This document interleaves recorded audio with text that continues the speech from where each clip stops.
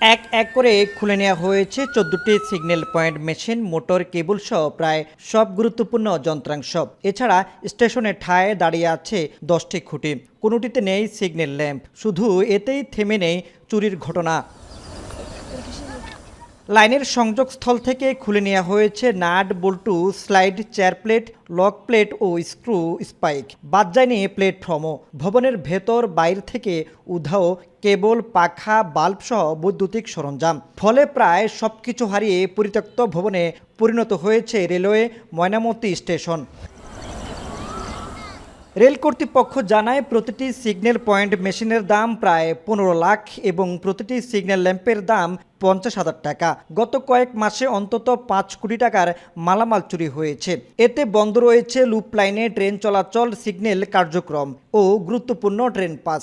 বিশেষজ্ঞদের মতে গুরুত্বপূর্ণ এসব যন্ত্রাংশ হারিয়ে স্টেশনটি কার্যক্ষমতা হারিয়েছে পুরোপুরি।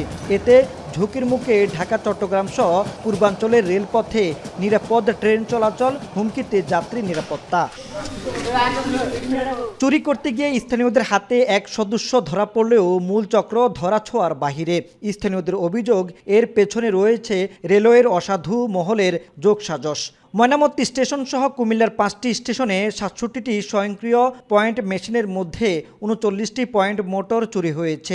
যদিও পরে কিছু যন্ত্রাংশ পুনঃস্থাপন হলেও চুরি রোধে কোনো পদক্ষেপ নেয়নি রেল কর্তৃপক্ষ। কিন্তু রেল দুর্ঘটনা হলে কতজন মারা যাবে? আর তখন দেখবেন যে আপনি অনেকে এসে অনেক ধরনের কথা বলবে, কিন্তু বাস্তবে এসে আমরা সাধারণ মানুষ এভাবে মারা যাচ্ছি। রেলের লোক যদি জড়িত না থাকে তাহলে এরকম হয় কেমনে?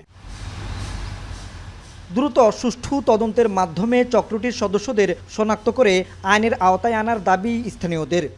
এর একটি প্রয়োজনীয় পদক্ষেপ নেওয়া উচিত, যার মধ্য দিয়ে রেল তার যেই আধুনিকায়নের সুবিধা জনগণের জন্য দিতে প্রস্তুত বা অঙ্গীকারাবদ্ধ, সেগুলি যাতে পেতে পারে।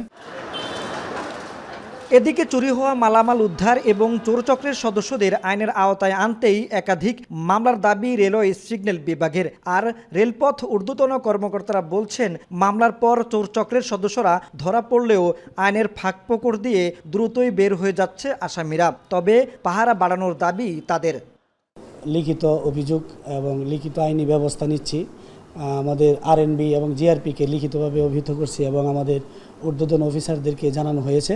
স্থানীয় প্রতিনিধি বা প্রশাসন যদি সোচ্চার বা ভালোভাবে কাজ করে তাহলে মনে হয় চুরিটা ঠেকানো সম্ভব হবে। আমরা আইনশৃঙ্খলা বাহিনীর সহযোগিতা নিচ্ছি, চেষ্টা করতেছি, ওরাও চেষ্টা করতেছে এবং আপনারা দেখতেছেন আজকে এই যে একজনকে ধরা হয়েছে। ময়নামতির এক গুরুত্বপূর্ণ যন্ত্রপাতি চুরি শুধু একটি স্টেশনে নয়, বরং পুরো রেল নিরাপত্তার জন্যই সতর্কবার্তা, যা এক্ষুনি ঠেকানো না গেলে বড় দুর্ঘটনায় বাড়তে পারে প্রাণহানির ঝুঁকি। তাই টহল বাড়ানোর পাশাপাশি দায়িত্বশীলদের জবাবদিহিতায় আনার তাগিদ সচেতন মহলের। মাসুদ আলম, এখন, কুমিল্লা।